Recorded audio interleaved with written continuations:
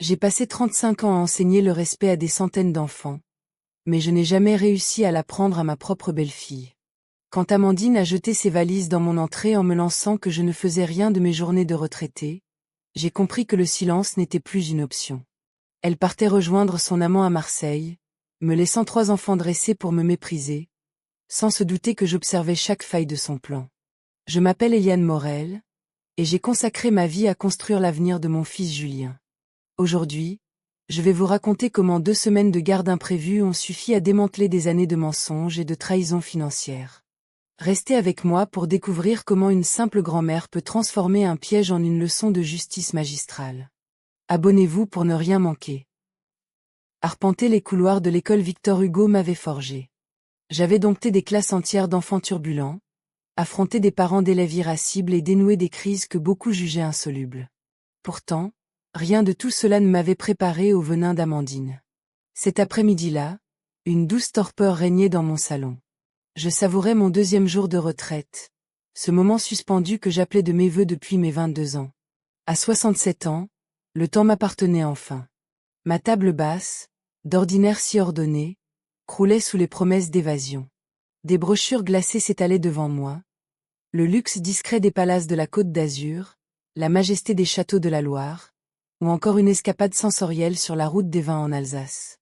Des rêves longtemps mis sous clé, sacrifiés sur l'autel du devoir. J'avais élevé Julien seul, portant le deuil de Marc, mon époux, arraché trop tôt à la vie dans ce terrible carambolage sur l'autoroute A7. J'avais tout donné, chaque centime, chaque souffle, pour lui offrir les meilleures études d'ingénieur. Le silence fut brisé à 16 heures précises. Le nom d'Amandine s'afficha sur l'écran de mon téléphone, tel un signal d'alarme. Mon cœur se serra. Ces appels n'étaient jamais porteurs de bonnes nouvelles, ils étaient des factures ou des exigences. Eliane, lança-t-elle sans le moindre préambule. Pas un bonjour, pas une marque de respect. Pour elle, je n'avais pas de titre, pas de place, j'étais juste une fonction. J'ai une opportunité en or à Marseille. Un séminaire de marketing de réseau qui va propulser notre carrière. C'est la chance de notre vie. Le marketing de réseau. Encore une de ces structures pyramidales où elle s'enfonçait, dilapidant l'argent que mon fils gagnait à la sueur de son front. Les enfants ne peuvent pas rater 2 semaines de classe, poursuivit-elle d'un ton qui n'admettait aucune réplique. Alors, je te les dépose. C'est comme ça. Je suis désolée, balbutiai-je, ma voix s'étranglant dans ma gorge. Oh, ne joue pas les aveugles. Je te dis que je te confie Quentin, Léa et Mathis. De toute façon, tu ne fais plus rien de tes journées. Tu peux bien t'en occuper pendant que je voyage. C'est parfait. Maintenant que tu es inutile pour la société, tu as tout le temps du monde. Tu ne fais plus rien. Ces mots furent comme une gifle physique. Mon sang ne fit qu'un tour. Cette femme, qui n'avait jamais connu la rudesse d'une journée de labeur honnête et qui vivait tel un parasite aux dépens de mon fils, osait me dire que ma vie était vide. Amandine, j'ai des projets, tentai-je de défendre. Des projets? Elle lâcha ce rire sec, dépourvu de toute joie, que je détestais tant. Quel projet peut bien avoir une retraitée? Tricoter des pulls informes, regarder des feuilletons débiles? S'il te plaît, Eliane, ne sois pas ridicule. Je te les amène demain à 7 heures. Et ne les guève pas de cochonneries comme la dernière fois. La dernière fois.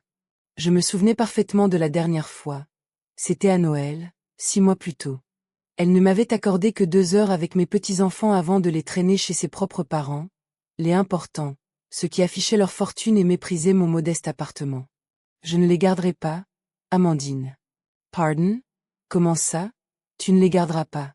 C'est ton devoir de grand-mère. D'ailleurs, Julien est d'accord. Je savais qu'elle mentait.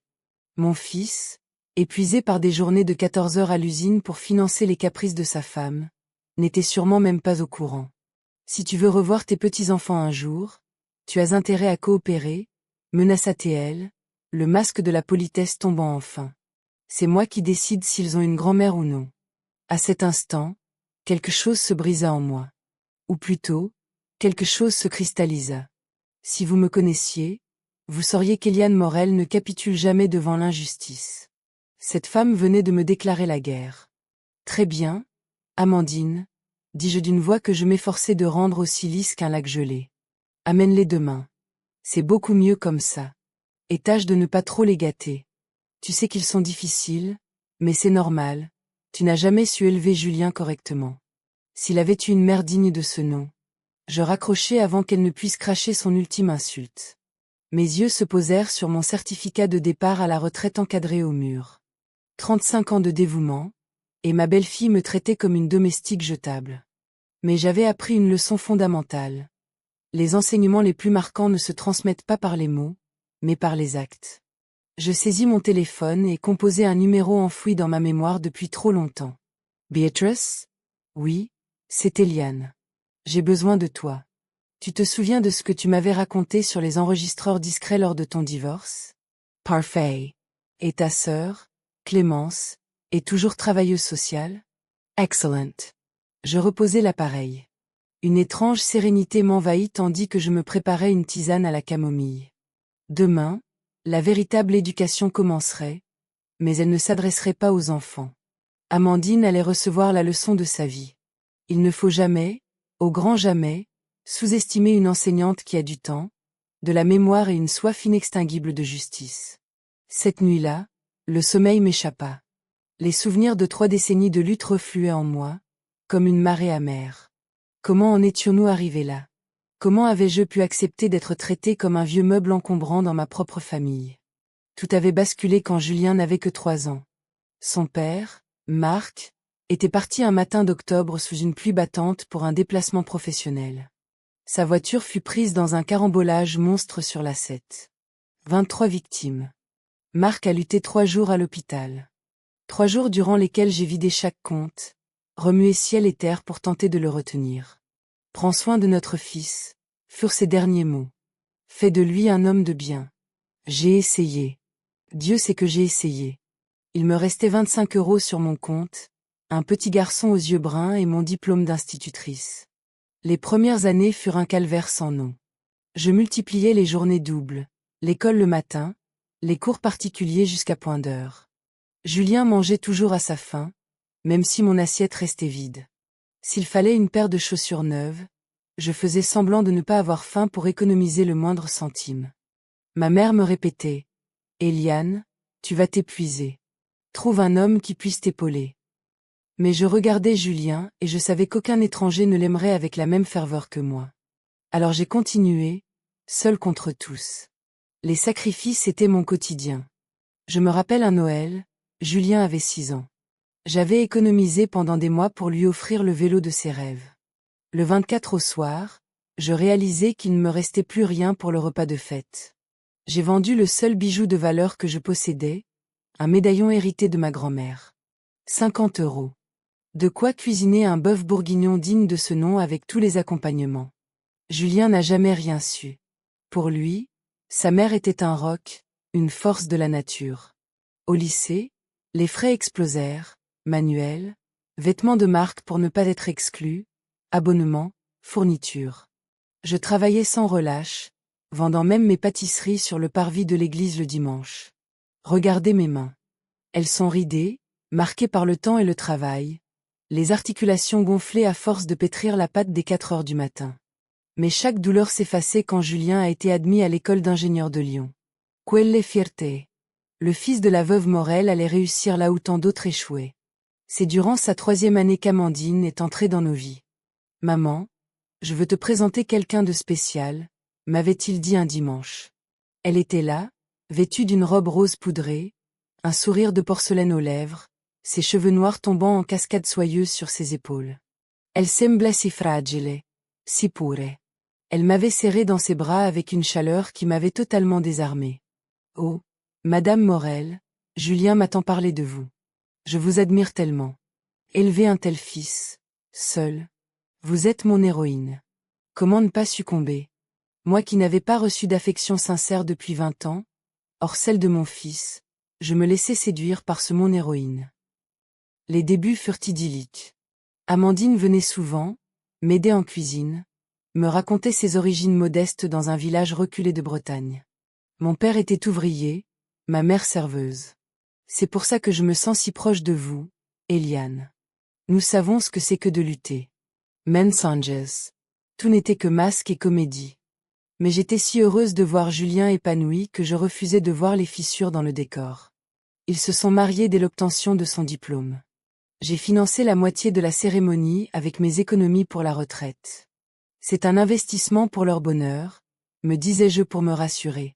Amandine pleurait d'émotion pendant l'échange des vœux. Aujourd'hui, je sais qu'elle pleurait de frustration parce que la fête n'était pas assez fastueuse à son goût. Le poison s'est instillé lentement, goutte après goutte, jusqu'à ce que la trahison devienne insupportable. Cela a commencé par des remarques insidieuses, de petites doses de venin distillé avec un sourire mielleux. Oh, Eliane, quel dommage que Julien n'ait pas eu de figure paternelle. On sent tellement son manque d'ambition. Ou encore, si tu avais mieux géré tes économies, il aurait pu intégrer une école privée prestigieuse. Sans oublier les pics sur ma cuisine. Tes plats sont un peu rustiques. Je préfère une approche plus gastronomique, avec des produits nobles. Chaque mot était comme un coup de poignard en plein cœur, mais je les encaissais en silence, pour Julien.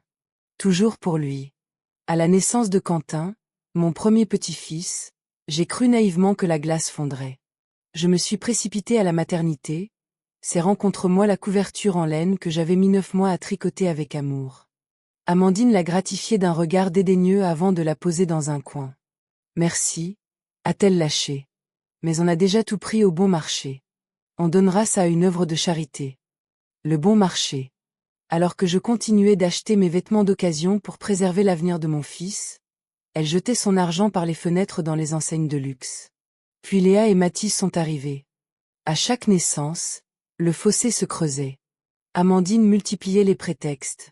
Les enfants avaient besoin de routine, je les gâterais trop, ma maison n'était pas sécurisée, mes méthodes d'éducation étaient archaïques. Vous ne comprenez pas, Eliane. Les enfants d'aujourd'hui ont besoin de stimulation précoce. Anglais, natation, robotique. Pas juste des sandwichs jambon-beurre comme Julien en a mangé. Mon fils avait grandi avec de l'amour et des valeurs, mais pour elle, cela ne valait rien. Elle avait entamé sa campagne d'éviction, et Julien, épuisé par son labeur, ne voyait rien de cette manipulation. Le coup le plus brutal est survenu il y a 2 ans, pour les 5 ans de Léa. J'avais économisé 3 mois pour lui offrir la maison de poupée dont elle rêvait. Je suis arrivée devant chez eux, vêtue de ma plus belle robe, le cadeau sous le bras. La fête battait son plein dans le jardin, château gonflable, animateur, spectacle de princesse. Mais je n'étais pas sur la liste. Oh, Eliane, quel dommage, a dit Amandine sur le pas de la porte, m'empêchant d'entrer. C'est une fête pour les amis d'école et leurs parents. Ce sont des gens différents. On ne voudrait pas que vous vous sentiez mal à l'aise. Mal à l'aise. La grand-mère était devenue un meuble encombrant qu'on cache quand on reçoit du monde. J'ai aperçu Julien au fond du jardin. Il n'a pas levé les yeux. Il savait que j'étais là, et il n'a rien fait. Je suis repartie avec mon cadeau et j'ai pleuré tout le trajet. Ce soir-là, j'ai donné la maison de poupée à une association. Là-bas, au moins, elle ferait un heureux. Et maintenant, après des années de mépris, elle exigeait que je sois sa nounou gratuite. Mais ce qu'Amandine ignorait, c'est qu'en 35 ans de carrière, j'avais appris bien plus que la grammaire. J'avais étudié les mécaniques des familles dysfonctionnelles et les profils de mères narcissiques qui utilisent leurs enfants comme des boucliers ou des armes.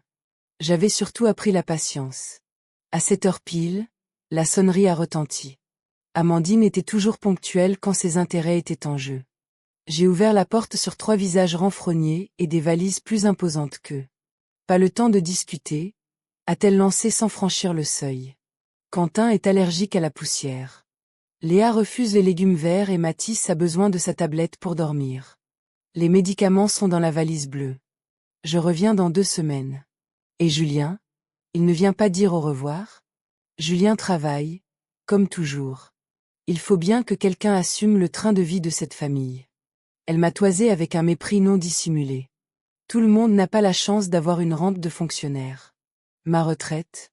1500 € par mois. Elle dépensait probablement davantage pour ses soins esthétiques. Les enfants sont entrés en traînant les pieds. Quentin, 12 ans, les yeux rivés sur son écran. Léa, 10 ans, l'air dégoûté. Et Mathis, 7 ans, cherchant déjà la télévision. Soyez sage avec votre grand-mère, a-t-elle dit sans y croire, avant de me murmurer à l'oreille. Et n'essaie pas de leur bourrer le crâne avec tes idées dépassées. N'oublie pas que c'est moi qui décide si tu les reverras un jour. Elle a tourné les talons sans un baiser pour ses enfants. Seul le bruit de ses escarpins sur le bitume et le vrombissement de son Range Rover neuf ont rompu le silence. Je suis restée seule face à ces 3 petits soldats dressés contre moi. Je me suis souvenu de chaque brique qu'elle avait posée pour construire ce mur. Comme ces 500 € que j'avais voulu donner à Julien pour une voiture, et qu'elle avait intercepté sous prétexte de payer les frais de scolarité. Un mois plus tard, elle arborait un sac Hermès. Ou encore ces 5000 € hérités de ma sœur Béatrice, qu'elle m'avait supplié de lui prêter pour sauver une énième opportunité de marketing. Je n'ai jamais revu un centime. Ma toiture fuit toujours, et je dois placer des seaux à chaque averse, tandis qu'elle se pavanait à Saint-Tropez le mois dernier. Mamie, c'est quoi le code Wi-Fi? A grown Quentin. Le modem est en panne, ai-je menti avec un calme olympien. Quoi? Pas possible. Maman. Maman. S'est-il mis à hurler. Ta mère est partie, Quentin. Et tes cris ne répareront pas Internet. Tu es la pire grand-mère du monde. C'est pour ça que personne ne t'aime. Le venin d'Amandine sortait par la bouche de mon petit-fils. Cela ne m'a pas atteinte. J'étais prête. J'ai faim, a coupé Léa. Mais je ne mangerai rien de ce que tu prépares. Maman dit que c'est immangeable et que c'est pour ça que papa est si maigre. Et je veux YouTube. A ajouté Mathis. À la maison, je regarde YouTube toute la journée. Je les ai observés, le produit pur d'une négligence masquée par une éducation moderne. Des enfants sans limite, programmés pour me haïr. Mon esprit a dérivé vers le dernier Noël. J'avais passé 2 jours à préparer une dinde farcie et une purée maison selon la recette de ma mère. Je suis arrivée chez eux, le plat encore fumant. Ne touchez pas à ça, avait crié Amandine. On ignore dans quelles conditions d'hygiène cela a été préparé. On va commander des pizzas. Des pizzas le soir du réveillon. J'avais regardé, le cœur en miettes, mon travail finir à la poubelle. La cuisine de ta grand-mère est trop grasse et infestée de cafards, avait-elle expliqué aux enfants. Mensonge. Ma cuisine est plus propre qu'un bloc opératoire. Julien n'avait dit qu'une chose. Amandine, c'est ce qui est bon pour eux. Cette nuit-là, j'ai compris que mon fils était, pour l'instant, perdu. Mais ces 3 enfants avaient encore une chance. Écoutez-moi bien, leur ai-je dit froidement. Votre mère m'a chargé de m'occuper de vous, pas de vous divertir. Il y a de la nourriture, de l'eau et des lits. Si vous voulez plus, il faudra le mériter. Le mériter? C'est indigné Léa. On est des enfants, on n'a rien à mériter ici. Dans cette maison, tout le monde participe. C'est ainsi que j'ai été élevée, et c'est ainsi que j'ai élevé votre père avant qu'il ne soit gâché. Je vais dire à maman que tu es méchante. A menace Mathis. Fais donc. Et profitant pour lui dire que j'ai trouvé ses photos à Saint-Tropez le mois dernier, alors qu'elle prétendait être en formation. Les enfants se sont tus, déroutés par cette autorité nouvelle. Cette première nuit fut un enfer. Coups de pied dans les portes, pleurs incessants, provocations. Ils voulaient me briser. Mais à 2 heures du matin, j'ai entendu des sanglots étouffés provenant de la chambre de Léa. C'est là que j'ai fait la découverte qui allait tout changer. Ce n'étaient même pas des caprices de l'enfance. C'étaient de vraies larmes, lourdes et silencieuses, qui trahissaient une détresse profonde.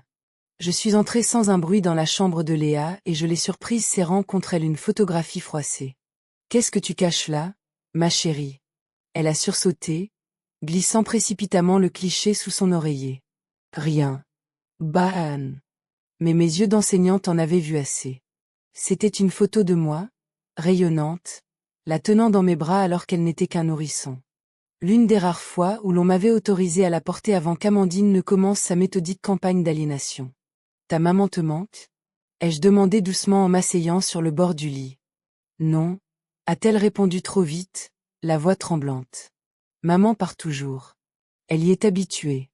Je veux dire, j'y suis habituée. » Voilà la première fissure dans l'armure de glace. Amandine n'avait pas seulement cherché à m'effacer, elle avait délaissé ses propres enfants, utilisant l'argent et les cadeaux comme de pâles substituts à une présence maternelle. « Léa, dis-moi, est-ce que ta maman part souvent en voyage ?» Je ne sais pas. Une fois par mois, parfois plus. Elle dit toujours que c'est pour son travail, mais je ne dois pas en parler. Maman dit que les problèmes de famille doivent rester dans la famille. Le silence, la règle d'or des manipulateurs. J'ai pris une grande inspiration, sentant le froid de la trahison se transformer en une chaleur combative. Avant de sortir, je me suis retournée vers elle. Léa, aimerais-tu apprendre à préparer les biscuits aux noix de pécan que tu aimais tant quand tu étais petite? Une lueur a traversé son regard avant de s'éteindre aussitôt. Maman dit que ta cuisine est sale. Ta maman dit beaucoup de choses. Pourquoi ne pas vérifier par toi-même demain? J'ai fermé la porte, laissant Léa avec ses doutes. La graine était plantée. Ce que j'ignorais encore, c'est que le téléphone de Quentin, celui qu'il ne pouvait plus utiliser faute de Wi-Fi, recelait des secrets bien plus sombres. Des messages qui allaient m'expliquer la véritable raison de ce prétendu séminaire à Marseille. C'est à ce moment précis que tout a basculé. Je ne sauvais pas seulement mes petits-enfants. Je sauvais l'honneur et l'avenir de ma famille d'une femme bien plus venimeuse que je ne l'avais imaginé. Si vous voulez savoir comment cette histoire se termine et découvrir comment je vais briser ce cercle de mensonges, appuyez sur le bouton rouge pour vous abonner à la chaîne. C'est grâce à votre soutien que je peux continuer à partager ces leçons de justice. Merci infiniment, et reprenons la suite sans attendre. Le deuxième jour s'est levé sous le signe de l'action. À 6 heures du matin, Béatrice a frappé discrètement à ma porte, une boîte à chaussures sous le bras. Voilà tout ce que tu m'as demandé, a-t-elle murmuré en me tendant le paquet. 3 enregistreurs pas plus gros que des boutons, une caméra dissimulée dans un détecteur de fumée, et ceci. Elle a sorti une enveloppe Kraft. Les rapports de solvabilité que tu voulais. Eliane, ta belle-fille a accumulé près de 300 000 € de dettes. Tout est au nom de Julien. Mon sang s'est glacé dans mes veines. Mon pauvre fils, aveuglé par son amour, était au bord du gouffre financier sans le savoir. Et Tassor. Clémence passe demain à 15 heures pour une visite de routine au titre de la protection de l'enfance. Mais Eliane, sois prudente. Il te faut des preuves irréfutables pour que Maître Lefebvre puisse blinder ton dossier. Des preuves. C'était exactement ce que j'allais récolter. Quand les enfants sont descendus, ils n'ont pas trouvé la malbouffe promise par leur mère, mais une table digne d'un grand hôtel, crêpes en forme d'animaux, fruits découpés en étoiles, chocolat chaud onctueux. Quentin est arrivé le premier, traînant les pieds dans son pyjama froissé. Il s'est arrêté net. C'est quoi, ça? Ton petit déjeuner. Mange avant que cela ne refroidisse. Il s'est assis avec une méfiance palpable, a pris une bouchée, et j'ai vu l'ombre d'un sourire traverser son visage avant qu'il ne se reprenne. C'est correct. J'en ai mangé des meilleurs. Léa et Mathis ont suivi, attirés par l'arôme sucré qui embaumait la pièce. Mathis s'est jeté sur les crêpes. C'est trop bon, mamie. Tais-toi, idiot. L'a coupé Léa en lui donnant un coup de coude. On n'a pas le droit. Vous n'avez pas le droit de quoi, Léa? De rien. Après le repas, j'ai instauré les nouvelles règles. Si vous voulez retrouver l'accès au Wi-Fi ou à la télévision, il faudra le mériter. Quentin, tu t'occupes de la vaisselle. Léa, tu fais les lits. Mathis, tu ranges les jouets. C'est du travail forcé. Ah Earl Quentin. Non, mon garçon. Le vrai travail forcé, c'est ce que je vois sur les réseaux sociaux de votre mère. J'ai sorti mon portable pour leur montrer une capture d'écran de la page Facebook d'Amandine. On l'y voyait à Marseille, sur une plage privée, enlacée avec un homme qui n'était clairement pas Julien. Le hashtag était sans équivoque. Hashtag nouvelle vie, hashtag enfin libre. C'est l'oncle Stéphane, a dit innocemment Mathis. L'ami de maman qui vient quand papa est à l'usine. Quentin lui a plaqué la main sur la bouche, mais le mal était fait. La deuxième pièce du puzzle venait de s'emboîter. L'oncle Stéphane? Demandai-je avec un calme étudié. Il vient souvent. On n'a pas le droit d'en parler, balbutia Quentin, les yeux écarquillés par la panique. Maman a dit que si on en parlait, papa serait trop triste et qu'il pourrait mourir de chagrin. Mon Dieu, le niveau de manipulation psychologique était terrifiant. Amandine utilisait la peur de la mort pour garantir leur silence. Mes enfants, votre papa ne va pas mourir. Mais j'ai besoin que vous me disiez la vérité. C'est le seul moyen de vous protéger. C'est Mathis, le plus jeune, qui a craqué le premier. Mamie, Pourquoi maman dit que tu es méchante si tu fais des crêpes aussi bonnes? Je ne sais pas, mon trésor. Que dit-elle d'autre? Elle dit que tu es pauvre et gênante. Que ta maison sent mauvais et que tu es une vieille femme aigrie qui a gâché la vie de papa. Chaque mot était comme une gifle, mais je gardais mon masque impassible. J'ai discrètement enclenché le premier enregistreur sous la table. Et vous, qu'est-ce que vous en pensez? Ta maison sent la cannelle et le café, a murmuré Léa. Ça sent la vraie maison. L'après-midi, pendant qu'ils s'acquittaient de leurs tâches en râlant, j'ai accédé au cloud de Quentin. Ce que j'y ai découvert m'a glacé le sang. Des conversations WhatsApp entre Amandine et ce Stéphane. Ce n'étaient pas de simples amants, ils planifiaient une spoliation totale. J'ai presque tout blindé, écrivait-elle. Julien signe tout ce que je lui présente sans lire. La maison est déjà à mon nom. Et les gosses? Répondait Stéphane. Je les laisserai chez la vieille dès qu'il acceptera le divorce. Il travaille tellement qu'il ne pourra jamais obtenir la garde. Mais il nous faut plus d'argent pour nous installer définitivement sur la côte. La vieille possède une maison qui vaut au moins 200 000 euros. Quand elle passera l'arme à gauche, Julien héritera, et en tant qu'épouse, je prendrai ma part. On trouvera un moyen de tout vider d'ici là. Elle avait ouvert 3 cartes de crédit au nom de mon fils, vendu sa propre voiture en simulant un vol pour toucher l'assurance, et cherchait même à mettre mon bien en garantie d'un prêt. Chaque voyage à Cannes ou Monaco était payé par le sang et la sueur de Julien. Le soir, au dîner, j'ai décidé de pousser les enfants dans leur retranchement. Qu'aimeriez-vous faire demain? Rentrer chez vous? Oui, a répondu Quentin mécaniquement. Dans quelle maison? Celle de votre papa ou celle de l'oncle Stéphane? Le bruit des couverts sur la porcelaine a soudain cessé. Je ne sais pas de quoi tu parles, a bégayé Léa. Ma chérie, je sais tout. Est-ce que Stéphane habite avec vous? Non. Enfin, parfois, quand papa est en déplacement professionnel, il reste pour nous garder, dans la chambre d'amis, a lâché Mathis avec un rire nerveux. Non, mamie, a coupé Léa, les larmes aux yeux. Il dort dans la chambre de papa et maman. Il nous interdit d'entrer et ils font des bruits bizarres. Quentin s'est levé, furieux. Tais-toi, Mathis. Maman a dit de ne rien dire. Et qu'est-ce qu'elle vous a dit d'autre? C'est là que Léa a totalement craqué. Elle dit que papa est ennuyeux. Que oncle Stéphane est plus amusant. Qu'on aura bientôt une villa avec piscine et qu'on ne sera plus pauvre comme papa. Et qu'on ne finira pas comme toi, mamie, dans une vieille maison moche. Je l'ai prise dans mes bras. Pour la première fois depuis des années, elle s'est abandonnée contre moi.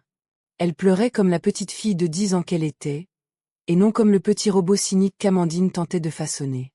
Mamie, a murmuré Quentin, l'hostilité ayant déserté sa voix. Papa est au courant? Non, mon grand. Votre père ne sait rien. Tu vas lui dire? Je vais faire mieux que ça. Je vais faire en sorte que vous soyez tous en sécurité. Pour toujours. Je vais faire en sorte que votre père soit en sécurité, et que votre mère reçoive exactement ce qu'elle mérite.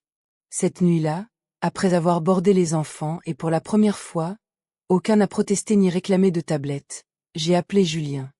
Bonsoir maman. Comment vont les petits? Amandine m'a dit que tu t'étais porté volontaire pour les garder, que tu insistais même. Volontaire? Cette manipulatrice avait travesti la réalité pour s'assurer une totale impunité.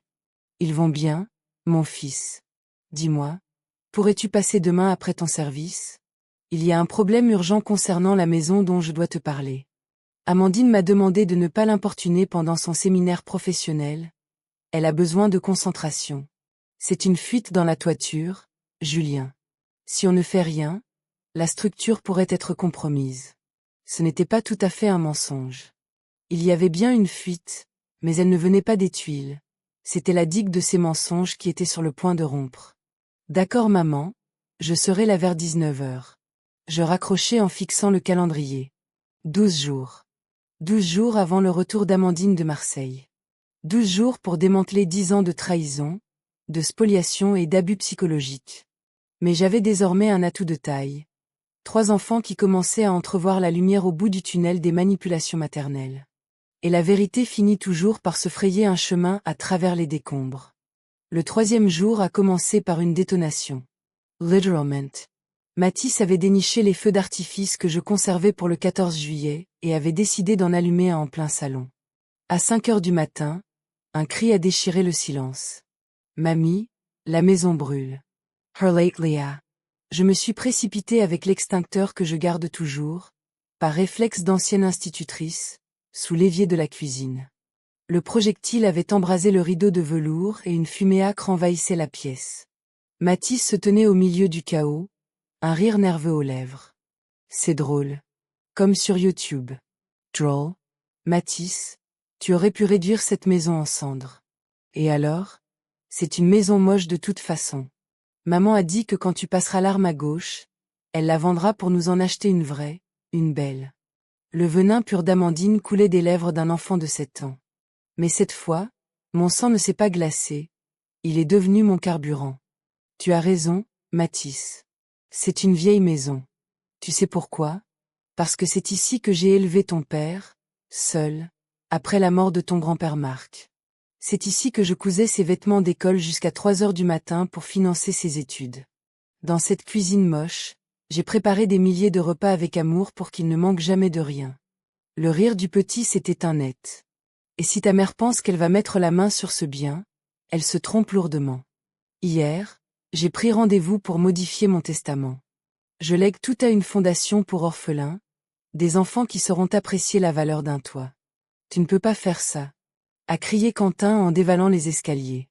Cette maison, c'est notre héritage. L'héritage?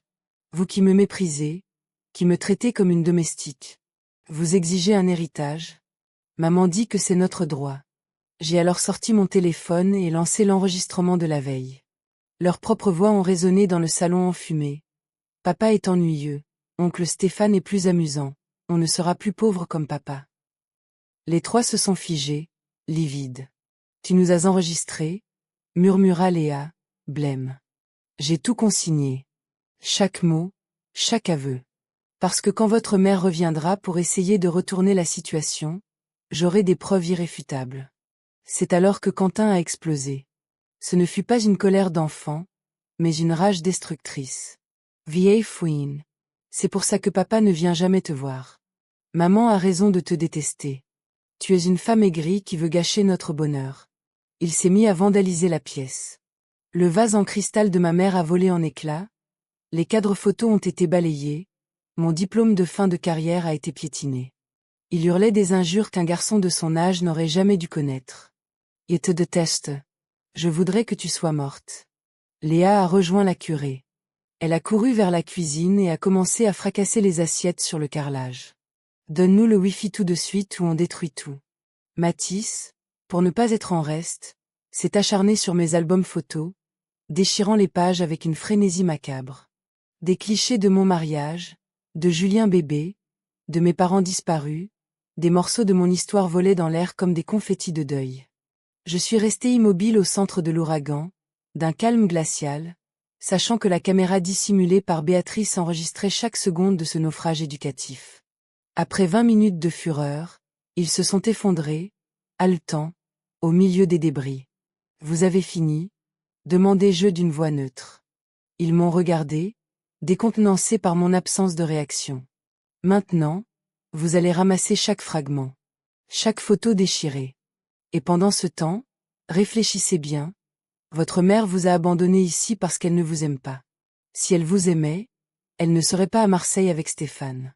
Si elle vous aimait, elle ne vous apprendrait pas à haïr la seule personne qui veille vraiment sur vous. C'est faux. Tu nous aimes pas non plus. Ah Earl Quentin. Anon. Qui crois-tu qui a convaincu ton père de ne pas vendre sa part de la maison quand il a perdu son emploi il y a 3 ans? Qui lui a prêté l'argent pour vos frais de scolarité quand Amandine le dépensait en voyage de luxe? Qui économise pour votre avenir depuis votre naissance? J'ai sorti 3 livrets d'épargne du tiroir du buffet. Quentin, 4 500 €. Léa, 3 800 €. Mathis, 2 500 €. Chaque mois, je prélève 100 € sur ma modeste retraite pour chacun de vous. Puisque je n'ai pas le droit de vous voir, je sécurise au moins votre futur. Mais vous savez quoi? Demain, je ferme ces comptes. Je donnerai cet argent à des enfants qui connaissent le sens du mot gratitude. Quentin a saisi son livret d'une main tremblante. 4 500 €. Pour moi? C'était pour toi. Plus maintenant. C'est Léa qui a flanché la première. Mamie, on ne savait pas. Vous ne saviez pas ou vous refusiez de voir. Il est tellement plus confortable de croire les mensonges d'une mère que de penser par soi-même. À cet instant, la sonnerie a retenti. C'était Clémence, la sœur de Béatrice, missionnée par la protection de l'enfance. Elle a passé le seuil et s'est immobilisée devant le champ de bataille. Les enfants sont devenus blêmes. Bonjour, Madame Morel. Je viens suite au signalement pour suspicion de négligence grave. N13 Clements. Comme vous le voyez, les enfants viennent d'avoir une crise. Clémence a dégainé son appareil photo, immortalisant le désastre. Ce sont les enfants qui ont fait ça? Maman dit que c'est leur façon de s'exprimer, a murmuré Mathis, la voix éteinte. Votre mère les encourage à détruire le bien d'autrui? Nota Clémence avec gravité. Et où est-elle actuellement? À Marseille, en voyage professionnel, répondis-je en lui montrant la dernière publication d'Amandine. Elle et Stéphane trinquant sur un yacht. Clémence a examiné les preuves, les rapports de dette, les enregistrements. Son expression s'est durcie. Je dois m'entretenir avec chaque enfant séparément. Pendant l'interrogatoire, j'ai commencé à ramasser les morceaux de mes souvenirs. Chaque fragment déchiré me rappelait le passé, mais la douleur s'était envolée. Je ne perdais rien. J'étais en train de reconquérir l'avenir de mon fils. 1 heure plus tard, Clémence est ressortie. Madame Morel, ces enfants souffrent d'une négligence émotionnelle sévère. La manipulation psychologique est manifeste. L'aîné est au bord de la rupture, la fille souffre d'anxiété chronique. Tout est consigné. Quand le père arrivera, je devrai l'interroger. Et dès le retour de la mère, une procédure formelle sera engagée. Après son départ, j'ai trouvé les 3 enfants prostrés sur les marches de l'escalier. Ils n'avaient plus rien des petits tyrans de la veille. Ils n'étaient plus que des petits êtres effrayés. On va nous enlever à papa? A demandé Mathis d'une voix ténue. Je me suis assise à leur côté. Non, mon cœur. Personne ne vous séparera de votre père. Mais les choses vont changer. Ce sera difficile, car le changement exige de la lucidité, mais c'est nécessaire. Mamie, Quentin ne parvenait pas à soutenir mon regard. Pour l'oncle Stéphane, papa va mourir de chagrin s'il apprend. Non, Quentin. Votre père est bien plus solide que vous ne le croyez. Et il mérite la vérité. Nous la méritons tous. L'après-midi même, alors qu'il nettoyait la maison sans un mot de protestation, j'ai entendu Léa murmurer à son frère. Et si mamie disait la vérité? Et si maman ne nous aimait pas vraiment? Tais-toi, a répliqué Quentin, mais sa voix manquait cruellement de conviction. Le soir venu, après un dîner silencieux, Mathis s'est approché de moi. Il tenait entre ses mains une photo déchirée qu'il avait tenté de reconstituer avec du ruban adhésif, celle de son père le jour de son diplôme. Je suis désolé, mamie. J'ai essayé de la réparer. Je l'ai serré contre moi, sentant son petit cœur battre contre le mien. Pour la première fois depuis son arrivée, Mathis m'a rendu mon étreinte, s'abandonnant enfin. On peut réparer beaucoup de choses, Mathis, murmurai-je. Mais pour cela, il faut d'abord accepter que l'objet soit brisé. Dans quelques heures, quand Julien franchirait le seuil, la véritable reconstruction commencerait. Pierre par pierre, vérité par vérité, jusqu'à ce qu'il ne reste que des cendres du château de mensonges d'Amandine. Julien est arrivé à 19h01. Il sortait directement de l'usine, son uniforme d'ingénieur marqué par des taches de graisse, les yeux creusés par un épuisement qui semblait s'être incrusté dans sa peau. En le voyant à la porte, j'ai revu, l'espace d'un instant, le petit garçon de 8 ans qui pleurait parce que ses camarades se moquaient de ses chaussures rapiécées. « Salut maman. Où sont les enfants? Ils font leurs devoirs dans la salle à manger. Julien, assieds-toi. Il faut que nous parlions. C'est pour la fuite? Je peux monter voir rapidement? Ce n'est pas la fuite dans la toiture qui m'inquiète, mon fils. C'est la fuite monumentale dans ton mariage. » Il s'est figé, la main encore sur la poignée de sa sacoche. De quoi parles-tu? J'ai posé un dossier épais sur la table en chêne. À l'intérieur se trouvaient les preuves irréfutables. Les captures d'écran des échanges entre Amandine et Stéphane, les relevés des cartes de crédit ouvertes frauduleusement à son nom, les photos Facebook de son prétendu congrès à Marseille. Julien a saisi les documents d'une main tremblante. À chaque page tournée, son visage perdait une nuance de vie. Ça doit être une erreur. Amandine est à un séminaire de vente. Julien, mon fils, Amandine est à Marseille avec son amant. Les enfants le savent. Ils le savent depuis des mois. Les enfants. Sa voix s'est brisée. L'oncle Stéphane, Julien. Celui qui vient les garder quand tu es en déplacement. Celui qui dort dans ton lit. Celui que tes enfants ont dû supporter en silence parce que leur mère les menaçait de te voir mourir de chagrin si tu l'apprenais. J'ai vu le moment exact où le monde de mon fils s'est écroulé. Il n'a pas crié. Il ne s'est pas emporté. Il s'est simplement effondré dans le fauteuil, comme si on avait coupé les fils invisibles qui le maintenaient debout. Je suis un idiot, a-t-il murmuré. Un parfait idiot. Non, mon fils. Tu es un homme qui a accordé sa confiance à la mauvaise personne. Mais maintenant, tu dois puiser dans tes dernières forces pour tes enfants. Papa. Quentin était sur le pas de la porte.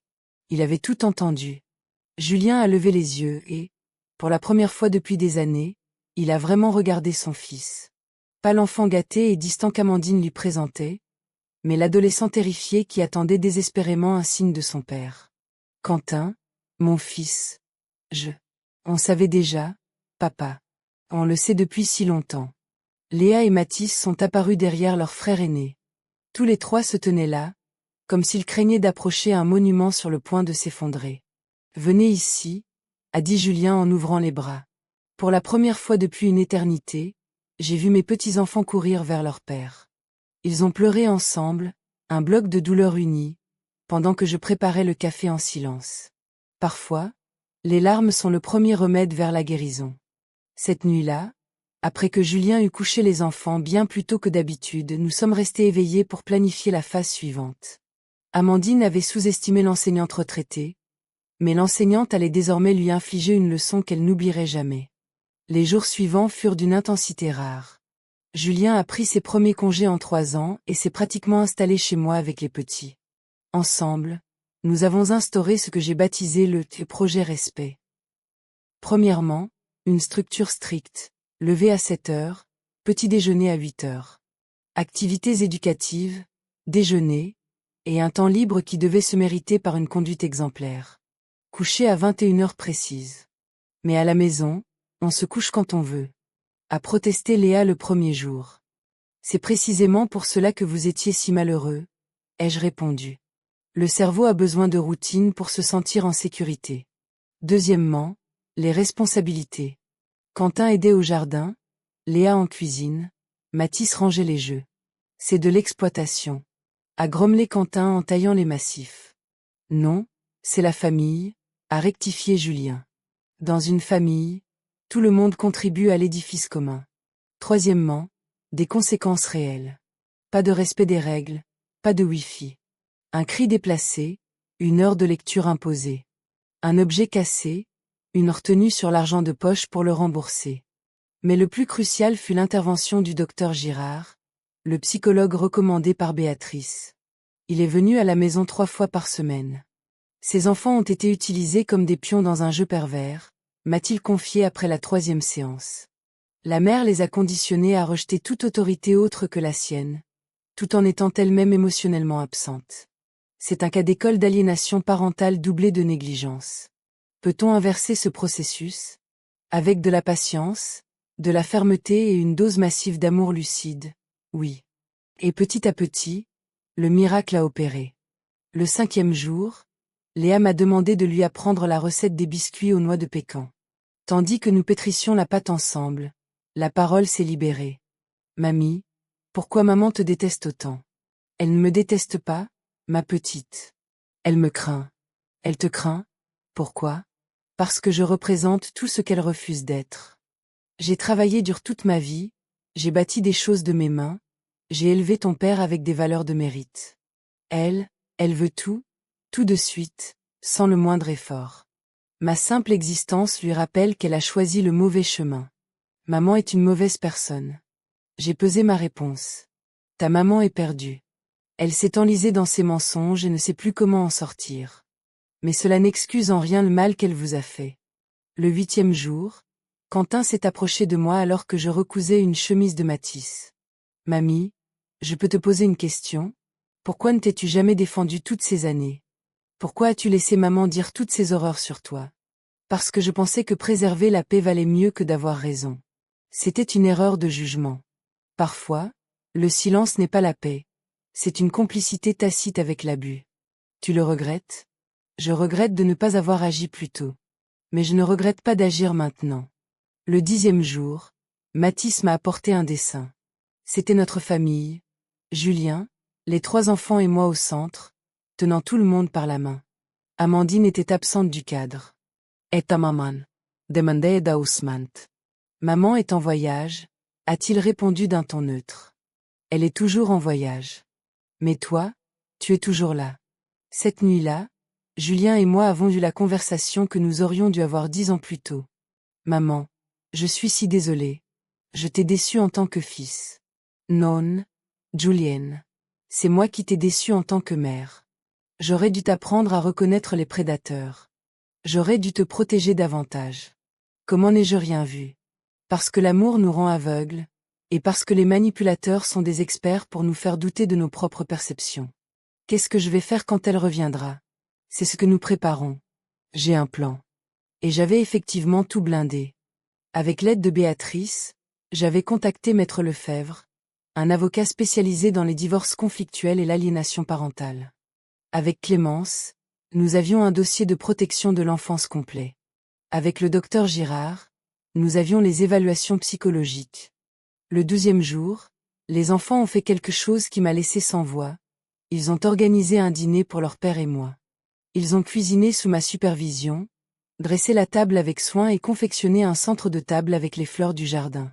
C'est pour vous dire merci, a expliqué Quentin, dont le regard n'avait plus rien de style. Merci de ne pas nous avoir abandonnés. Pendant le repas, le téléphone de Julien a vibré. C'est Amandine. Elle dit qu'elle arrive dans 5 jours et qu'elle espère que les enfants sont prêts. Prêts à quoi? A demandé Léa, inquiète. Julien aimait regarder. Il était temps de poser les cartes sur la table. Les enfants, quand votre mère reviendra, tout va changer. Votre père va engager une procédure de divorce. Je m'attendais à des pleurs, des cris. Au lieu de cela, Matisse a simplement demandé. Est-ce qu'on pourra toujours venir chez mamie? Vous allez vivre avec moi, a dit Julien, et vous verrez mamie tous les jours si vous le souhaitez. Et maman? Quentin essayait de paraître indifférent, mais je lisais la douleur dans ses yeux. Ta maman devra assumer ses choix. Mais quoi qu'il arrive, vous serez en sécurité. Je vous le promets. Cette nuit-là, en bordant Matisse, il m'a glissé. Mamie, tu sais quoi? La tablette ne me manque plus du tout. C'était un petit miracle. Les grands changements commencent toujours par de petits miracles. Il restait 5 jours. 5 jours pour tout finaliser. Car quand Amandine franchirait cette porte, elle ne trouverait pas les enfants brisés qu'elle avait laissés, ni la belle-mère soumise qu'elle pensait manipuler. Elle trouverait une famille unie, unie par la vérité. Et moi, la vieille institutrice qui, selon elle, ne faisait rien, j'allais lui donner la leçon la plus magistrale de sa vie. On ne sous-estime jamais le pouvoir d'un amour véritable face à la manipulation. Le lendemain matin, à 6 heures, Léa est entrée dans ma chambre, les yeux rougis par une nuit blanche. Mamie, il faut que je te dise quelque chose. Quelque chose que je n'ai même pas dit à papa. Je me suis assise dans mon lit et l'ai serré contre moi. Dis-moi tout, ma grande. Maman a un autre téléphone. Un téléphone secret qu'elle cache dans son vanity case. Je l'ai vu par accident un jour, et elle s'est mise à trembler. Et qu'as-tu vu d'autre? Des photos. Beaucoup de photos d'elle avec l'oncle Stéphane. Mais aussi des documents, des papiers d'une banque à Marseille et quelque chose à propos d'une maison qu'elle a achetée là-bas. Mon sang n'a fait qu'un tour. Une maison à Marseille. Oui. Et il y avait aussi un email d'un avocat. Quelque chose sur la garde des enfants. Maman veut nous emmener vivre à Marseille avec l'oncle Stéphane. Il disait que les États-Unis n'ont pas de traité d'extradition pour les affaires civiles, ou quelque chose comme ça. Mon Dieu. Amandine ne prévoyait pas seulement de quitter Julien, elle planifiait d'enlever les enfants et de disparaître à l'autre bout du monde. Y a-t-il autre chose que je doive savoir? Léa a hésité, puis a sorti un objet de la poche de son pyjama. C'était une clé USB. J'ai tout copié. Je ne sais pas pourquoi je l'ai fait. Peut-être parce qu'au fond, je sentais qu'un jour quelqu'un aurait besoin de voir ça. Je l'ai serré fort contre moi. Ma petite fille de 10 ans avait porté ce secret seule, faisant preuve de plus de courage que bien des adultes. J'ai branché la clé sur mon vieil ordinateur. Ce que nous y avons trouvé était terrifiant. Non seulement il y avait la preuve de l'achat de la maison à Marseille au nom de Stéphane avec l'argent qu'Amandine détournait des comptes communs depuis 2 ans, mais aussi un plan d'action détaillé. Phase 1. Convaincre Julien que j'ai besoin d'un voyage de formation à Marseille. Phase 2. Pendant mon absence, Stéphane videra la maison de tout ce qui a de la valeur. Phase 3. À mon retour, je provoquerai une dispute avec la vieille. Je ferai passer cela pour de la maltraitance sur les enfants. Phase 4. Utiliser ce prétexte pour justifier de partir avec les enfants, pour leur sécurité. Phase 5. Une fois à l'abri, plus de retours possibles. Mais le pire résidait dans un fichier audio. C'était Amandine, parlant au téléphone. Je m'en fiche si les gosses pleurent pour leur père. Ils oublieront en 2 mois. D'ailleurs, Julien est si pathétique qu'il ne se battra même pas. Et s'il le fait, j'ai des vidéos montées qui le font passer pour violent avec Quentin. La technologie fait des miracles, mon ami. Léa pleurait à chaudes larmes. Maman allait dire que papa nous frappait. Ta maman était prête à tout, Léa. Mais ton père ne vous a jamais touché. Jamais. Je sais, mamie. C'est pour ça que j'enregistre tout depuis que nous sommes ici, pour vous protéger. À ce moment, Quentin est entré. Léa lui a tout raconté. J'ai vu la fureur monter dans ses yeux d'adolescent. Je vais la tuer. Non, Quentin. Tu ne feras rien de violent. C'est exactement ce qu'elle attend. Une mauvaise réaction à utiliser contre toi. Nous allons être plus intelligents qu'elle. Comment? Avec la vérité et la loi de notre côté. J'ai immédiatement appelé Maître Lefebvre. Quand je lui ai exposé les faits, il a été catégorique. Il fallait venir le voir sur le champ avec Julien. En attendant mon fils qui était parti faire quelques courses, Mathis nous a rejoints. Pourquoi tout le monde est triste? Nous ne sommes pas tristes, mon trésor. Nous nous préparons à protéger notre famille. Mathis a réfléchi un instant, puis a lâché une phrase qui m'a brisé le cœur. Mamie, je sais que maman ne m'aime pas. Une fois, je l'ai entendu dire à l'oncle Stéphane que j'étais une erreur. Que sans moi, elle serait déjà libre. Mon petit-fils de 7 ans avait entendu sa propre mère le traiter d'erreur. Mathis, regarde-moi. Tu n'es pas une erreur. Tu es un cadeau. Et si ta mère ne le voit pas, c'est sa perte, pas la tienne. Alors pourquoi elle m'a eu? Pour piéger papa, a répondu Quentin avant moi. Maman est tombée enceinte de toi juste quand papa avait demandé le divorce la première fois. Léa a sursauté. Papa voulait divorcer il y a 3 ans? Oui, j'ai entendu une dispute, a poursuivi Quentin. Papa avait découvert qu'elle avait dépensé l'assurance vie de grand-père Marc en voyage avec ses copines. Mais quand elle lui a annoncé qu'elle attendait Mathis, il est resté. Je commençais à relier les points. L'assurance vie de Marc. Julien m'avait dit qu'il la gardait pour les études des enfants. Je comprenais enfin où elle était passée. Julien est arrivé, l'air affolé. Maman, je suis passé à la banque. Amandine a vidé notre compte épargne hier. 38 000 €, tout ce que nous avions économisé en 10 ans. Assieds-toi, mon fils. Il y a bien plus grave. Je lui ai tout montré, les documents, les audios, le plan de fuite. À chaque preuve, Julien semblait vieillir de 10 ans. Comment ai-je pu être aussi aveugle? Papa. Quentin s'est assis près de lui. Ce n'est pas ta faute. Elle est une menteuse professionnelle. Elle nous a tous trompés. Mais je suis votre père. J'aurais dû vous protéger. Tu nous protèges maintenant, a ajouté Léa. C'est ça qui compte. Maître Lefebvre est arrivé à midi. Un homme d'une 60 d'années, au visage de bulldog, dont la réputation n'était plus à faire. Avec de telles preuves, nous pouvons non seulement empêcher le départ des enfants, mais aussi demander une ordonnance de protection en référé. La tentative d'enlèvement parental international est un délit grave, sans parler de la fraude financière et de l'abus de confiance. On parle de prison. Je ne veux pas qu'elle aille en prison, a murmuré Julien. Je veux juste que mes enfants soient en sécurité. Papa, Elle allait t'accuser de nous battre. A rappelé Quentin. Elle voulait te détruire.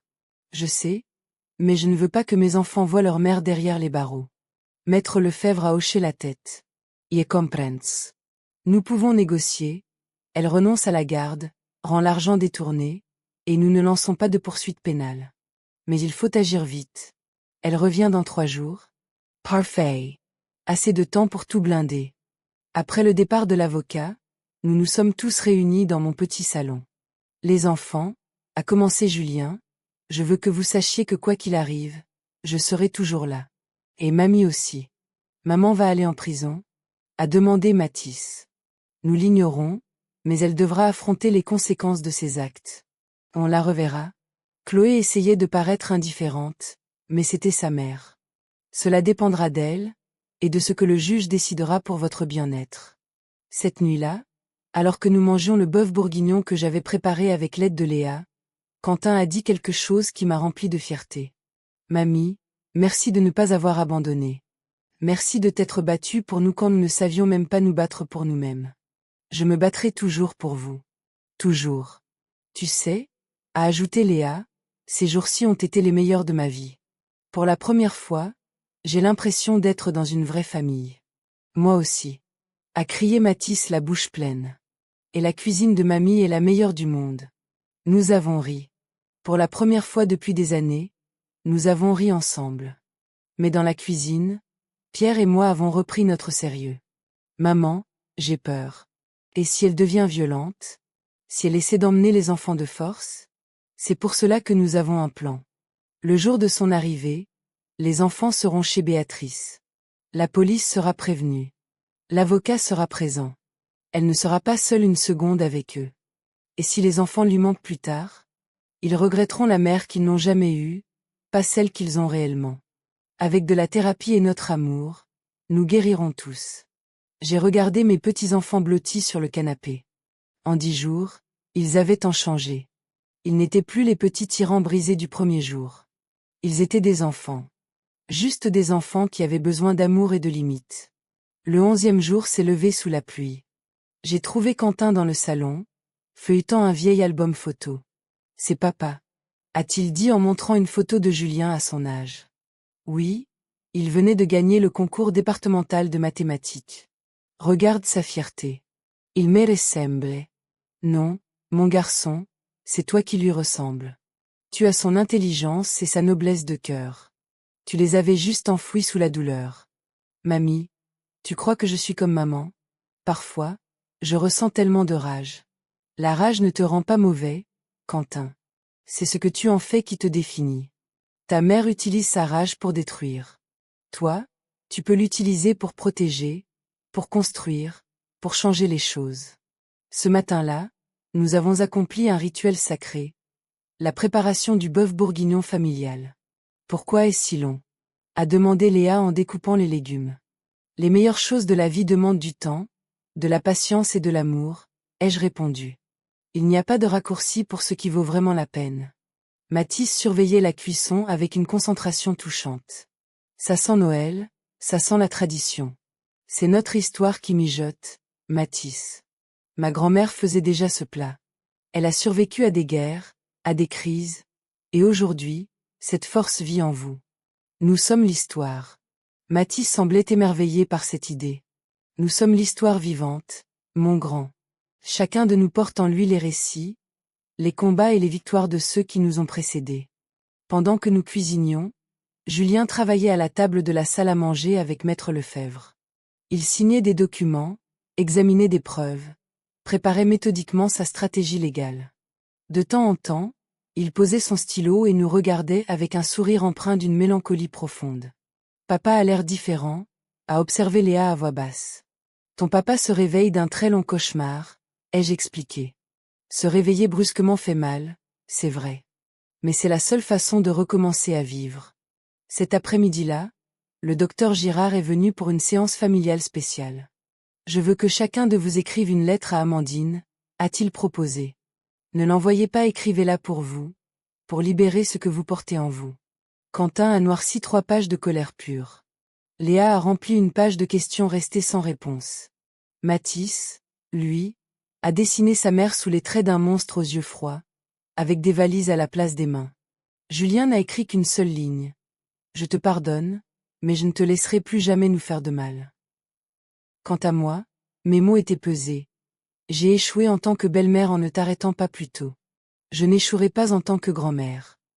Maintenant, a dit le docteur, je veux que vous les brûliez. Laissez partir cette douleur. Dans le jardin, sous une pluie fine qui semblait laver l'atmosphère, nous avons jeté les lettres dans un pot en terre cuite. Tandis que le papier se transformait en cendres, Mathis a levé les yeux vers nous. On est libre, maintenant. On commence à l'être, a répondu doucement le docteur. Le 12e jour fut consacré aux préparatifs logistiques. Béatrice est venue avec sa sœur Clémence. Le jour où Amandine arrive, les enfants seront chez moi, a expliqué Béatrice. Il vaut mieux qu'ils ne soient pas témoins de la confrontation initiale. Mais je veux voir la tête de maman quand elle comprendra qu'on sait tout. A protest Quentin. Non, mon garçon, suis-je intervenu. Ce n'est pas de la vengeance, c'est de l'ordre. Notre but est la protection, pas le spectacle. Clémence a passé en revue tous les documents une dernière fois. Avec ses preuves de détournement et de planification d'enlèvement, nous pouvons demander une ordonnance de protection immédiate. Amandine ne pourra plus approcher les enfants sans une supervision judiciaire stricte. Et si elle vient avec ce Stéphane ? A demandé Julien, la mâchoire serrée. Une patrouille de police sera stationnée au coin de la rue. Au moindre signe d'esclandre ou de violence, ils interviendront. Cette nuit-là, j'ai trouvé Julien dans le jardin, contemplant les étoiles. À quoi penses-tu, mon fils? À Marc? Tu crois qu'il serait déçu de moi? Ton père serait fier de voir que tu fais enfin ce qui est juste, Julien. Ça m'a pris du temps, maman, mais j'y arrive. C'est tout ce qui compte. Comment as-tu fait pour m'élever seul avec tant de force? Je n'ai pas trouvé la force, Julien. Je l'ai construite jour après jour, décision après décision. Exactement comme tu le fais maintenant. Le 13e jour, le dernier avant l'orage, nous avons décidé de nous offrir une vraie journée en famille. Nous sommes allés au parc où j'emmenais Julien lorsqu'il était petit. Les enfants ont couru, joué, se sont salis sans crainte de se faire réprimander. Pour la première fois depuis des années, je les voyais simplement être des enfants.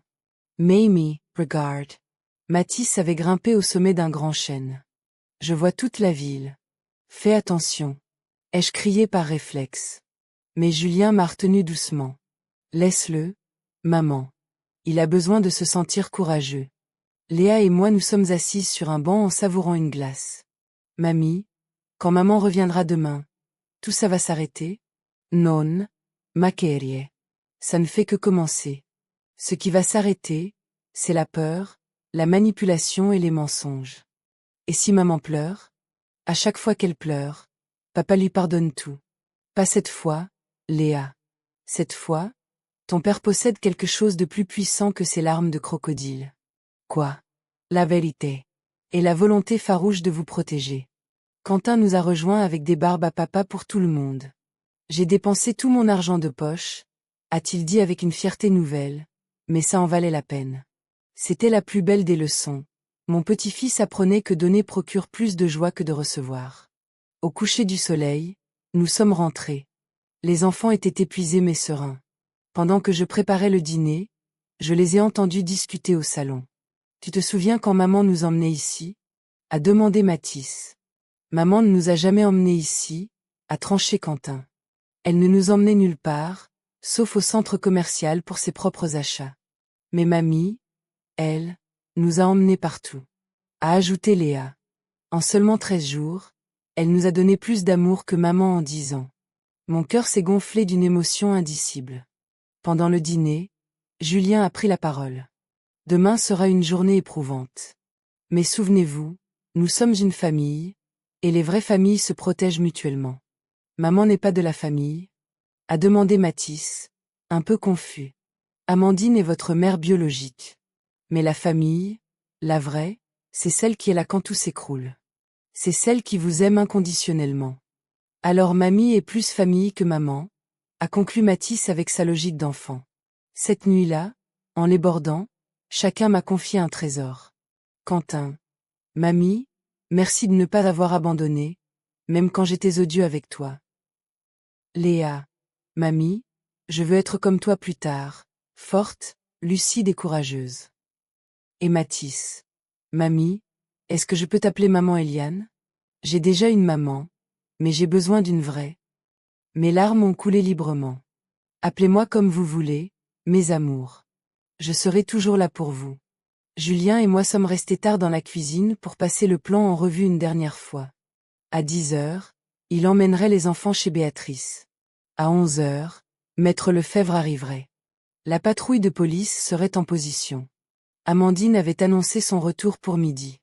Avant de m'endormir, j'ai regardé les photos prises durant ces 13 jours. La transformation était spectaculaire.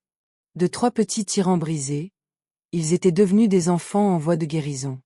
Demain, Amandine reviendrait en s'attendant à trouver une belle-mère soumise et des enfants qu'elle pourrait encore utiliser comme bouclier. Elle trouverait les conséquences de ses actes. Elle découvrirait que l'amour véritable est une citadelle imprenable. Il était 11h58. Julien, Maître Lefebvre et moi étions assis dans le salon. Les documents étaient étalés sur la table basse, tels des soldats prêts à la charge. Mon téléphone a vibré, un message de Béatrice. Les enfants vont bien, ils jouent dans le jardin. À 12h03, le vrombissement du Range Rover d'Amandine a déchiré le silence de l'allée. Mon cœur cognait si fort que j'étais certaine que Julien l'entendait. « Calme-toi, maman », a-t-il dit en pressant ma main. Elle n'a plus aucun pouvoir ici. La porte s'est ouverte brusquement. Amandine est entrée sans frapper, comme si elle était encore la reine des lieux. Elle était bronzée, portait une robe de créateur et traînait une valise Hermès. « Auf, quelle chaleur !» s'est-elle exclamée sans même nous regarder. « Julian, qu'est-ce que tu fais là? Tu devrais être à l'usine. Où sont les enfants? J'espère que tu ne les as pas trop gâtés, Eliane. C'est déjà assez difficile pour moi de... » Elle s'est figée en apercevant l'avocat. « C'est qui, celui-là? » « Amandine, » a dit Julien en se levant. Sa voix était d'une fermeté absolue, n'ayant plus rien de l'homme brisé de la semaine passée. « Nous devons parler. » « Parler de quoi? Je suis épuisée par mon voyage. Les enfants et moi rentrons à la maison. Les enfants ne sont pas là, ai-je dit calmement. Ils ne partiront nulle part avec toi. » Son visage s'est décomposé. Le masque de douceur a glissé, révélant une grimace de mépris. « Pardon, Julien, qu'est-ce que ça signifie? » Maître Lefebvre s'est raclé la gorge. « Madame Morel, je suis Maître Lefebvre. Je représente Monsieur Julien Morel dans la procédure de divorce et de demande de garde exclusive qui l'engage ce jour. » Le divorce? Elle a lâché un rire nerveux, presque hystérique. « Julien, mon chéri, qu'est-ce que ta mère t'a encore mis dans la tête? Tu sais qu'elle est vieille, qu'elle s'invente des histoires. »« Non, Amandine. » Julien a activé un fichier audio sur son téléphone. C'était sa propre voix, enregistrée par Léa. « Je m'en fiche des gosses. Dès que je peux, je m'en débarrasse. Julien est un tel idiot. » La couleur a quitté le visage d'Amandine. C'est un montage. C'est illégal d'enregistrer les gens. Ce qui est illégal, a poursuivi l'avocat, c'est d'ouvrir des lignes de crédit au nom de son conjoint à son insu. 300 000 € de dette, madame. Je ne sais pas de quoi vous parlez. Nous avons aussi, ai-je ajouté, la preuve de l'achat de la maison à Marseille avec Stéphane, financée par l'argent que tu as volé sur le compte épargne des enfants. Je n'ai rien volé. C'est de l'argent commun. Vider les comptes sans le consentement de son mari pour acquérir un bien au nom de son amant s'appelle une fraude conjugale, a précisé Maître Lefebvre. Amandine m'a darde un regard de haine pure. Toi. C'est de ta faute, vieille fouine. Tu as toujours voulu nous séparer. Non, Amandine. Tu t'es séparée de nous toutes seules par ton avidité. J'ai simplement rétabli l'ordre. L'ordre? S'est-elle moquée. Et qu'est-ce que vous allez faire? Me poursuivre parce que j'ai voulu être heureuse? Non, a conclu Maître Lefebvre en sortant un dernier document. Pour tentative d'enlèvement parental international. Nous avons ton plan complet pour emmener les enfants aux États-Unis. Amandine a vacillé, obligée de s'appuyer contre le dossier du fauteuil. Les enfants sont à moi. Je les ai portés. Les enfants ne sont pas des objets, Amandine. Et après 13 jours ici, ils ont fait leur choix. Qu'est-ce que tu leur as fait? Tu leur as lavé le cerveau. C'est de l'aliénation parentale. Julien a ri, d'un rire amer qui ne contenait aucune joie. L'aliénation parentale. Sérieusement? La femme qui a passé des années à répéter à nos enfants que leur grand-mère était une vieille pauvre et sale, ose parler d'aliénation. Je veux voir mes enfants. Tout de suite. À Hurl Amandine. Non. La voix de mon fils était devenue de l'acier pur. Il ne tremblait plus. Il ne doutait plus. D'abord, nous allons établir les règles du jeu. Maître Lefebvre a ouvert sa mallette avec une lenteur calculée, sortant une liasse de documents officiels. Madame, vous avez 2 options devant vous. La première, vous signez ce divorce par consentement mutuel, vous renoncez à la garde exclusive, vous restituez l'intégralité des fonds détournés et vous partez sans faire d'esclandre. En échange, M. Morel s'engage à ne pas engager de poursuite pénale. La seconde, nous portons l'affaire devant le procureur de la République. Avec les preuves de fraude massive, de tentatives d'enlèvement international et d'abus psychologiques, vous risquez entre 3 et 5 ans de prison ferme. Amandine s'est effondrée sur le canapé. Pour la première fois depuis que je la connaissais, le masque était tombé pour de bon. Ce que je voyais sous le phare n'était que pathétique. Une femme vide, une construction de mensonges qui s'écroulait sous le poids de la réalité. Vous ne pouvez pas me faire ça. J'ai des droits. Les enfants aussi ont des droits, ai-je asséné. Le droit de ne pas être manipulé, utilisé comme des monnaies d'échange ou abandonné émotionnellement. Je ne les ai jamais abandonnés. Anon, combien de voyages d'affaires as-tu fait cette année, Amandine? 18. Tout est consigné par huissier. 18 fois, tu as délaissé tes propres enfants pour rejoindre Stéphane à Marseille. C'est un mensonge. J'ai sorti mon téléphone et affiché les photos de sa page Facebook secrète. Elle et Stéphane, riant sur des yachts, dînant dans des palaces, tandis que ses enfants étaient confiés à une voisine ou à n'importe qui, pourvu qu'ils ne soient ni avec leur père, ni avec leur grand-mère. Les enfants savent tout, Amandine. Ils savent pour l'oncle Stéphane. Ils savent qu'ils dormaient dans le lit de leur père. Ils savent que tu les appelles les gosses quand tu penses qu'ils n'entendent pas. Ils savent que tu prévoyais de les arracher à leur vie pour les emmener à l'autre bout du monde. Je veux leur parler. Pas avant que tu n'aies signé ces papiers, a tranché Julien. Amandine a saisi son téléphone, les mains tremblantes. Je vais appeler Stéphane. Il est avocat, il saura me défendre. Allez-y, a dit maître Lefebvre avec un calme olympien. Mais sachez que monsieur Stéphane a déjà été notifié de son implication dans une affaire de détournement de fonds. Je doute fort qu'il souhaite s'enfoncer davantage pour vous. Elle a composé le numéro. 1 fois, 2 fois, 3 fois. Le silence au bout du fil était sa sentence.